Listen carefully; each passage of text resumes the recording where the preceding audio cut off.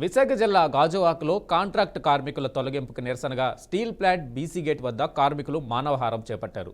కార్మికుల తొలగింపుపై ఇప్పటికే యాజమాన్యంతో సమావేశం నిర్వహించినా ఫలితం లేదని కార్మిక సంఘ నాయకులు తెలిపారు. ఎట్టి పరిస్థితుల్లో తొలగింపు జరిగిన సహించమని, భూములు కోల్పోయినా నిర్వాసితులకి అన్యాయం జరిగితే ఉద్యమం ఉధృతం చేస్తామని పిలుపునిచ్చారు. 4 నెలలుగా జీతాలు చెల్లించకుండా యాజమాన్యం నిర్లక్ష్యంగా వ్యవహరిస్తుందని, కూటమి ప్రభుత్వం వెంటనే స్పందించి న్యాయం చేయాలని డిమాండ్ చేశారు. కార్మిక సంఘాలుగా మానవారం కార్యక్రమం అనేది జయప్రదం చేయడం జరుగుతుంది. ఉక్కు కాంట్రాక్ట్ కార్మికులని ఏదైతే ఉందో సెప్టెంబర్ 27వ తేదీని 4000 మందిని ఆపిన తర్వాత పెద్ద ఎత్తున కార్మిక సంఘాలుగా ఈడీ వర్క్ దగ్గర ధర్నా చేయడం జరిగింది.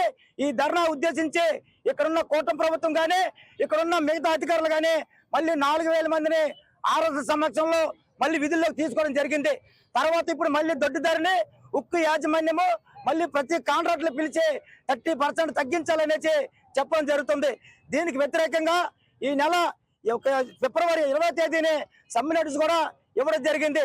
ఈ రోజు 7వ తేదీ సమ్మె జరగవలసిందే, కానీ ఆర్ఎస్ఎల్ సమక్షంలో మాకు 11వ తేదీని వాయిదా ఇచ్చారు. ఈ 11వ తేదీని కాంట్రాక్ట్ కార్మికులు ఒక్కరిని తొలగించమని చెప్పాలి. 2400 అనేది కొనసాగించాలి చెప్పాలి. ఇక్కడ భూములు త్యాగం చేసిన ప్రతి ఆరకారుదారులకి ఉపాధి కల్పించాలని చెప్పాలి.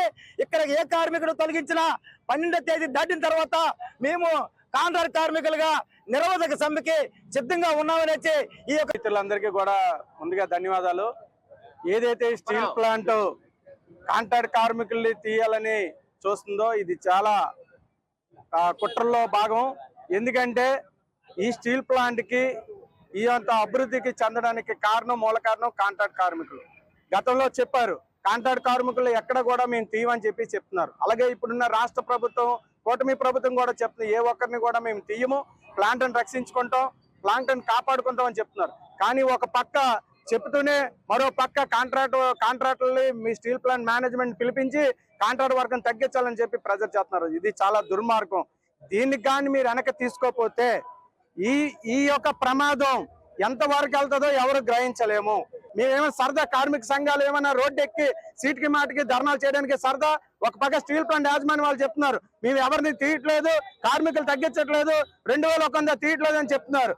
మీరు నిజంగా దమ్ము ఉంటే కాంట్రాక్ట్ కార్మికులు ఎవరిని కూడా తగ్గించలేదని చిత్తశుద్ధి ఉంటే స్టీల్ ప్లాంట్ యాజమాన్యం మీడియా ముందుకు వచ్చి మీ ఒక ప్రెస్ మీట్ పెట్టి స్టీల్ ప్లాంట్ కాపాడుకున్న ఆలోచన మీకెంత ఉందో ముఖ్యంగా మాకు కూడా అంతే ఉంది. ఈ స్టీల్ ప్లాంట్ పెట్టడానికి వేలాది ఎకరాలు అఖిలపక్ష కాంట్రాక్ట్ కార్మికులందరూ కూడా బీసీ గేట్ దగ్గర నిరసన కార్యక్రమం చేయడం జరుగుతుంది.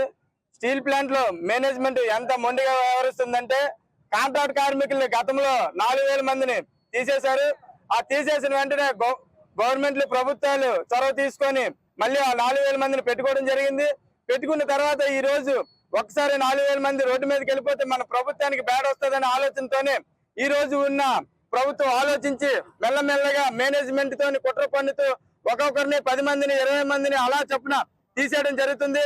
ఆగిపోయిన టెండర్లు పిలవకపోవడం, అదేవిధంగా కాంట్రాక్ట్ కార్మికులు ఎవరినైతే రెగ్యులర్ గా వచ్చిన వాళ్ళు కూడా అన్రెగ్యులర్ గా అని చెప్పేసి చేయడం జరుగుతుంది.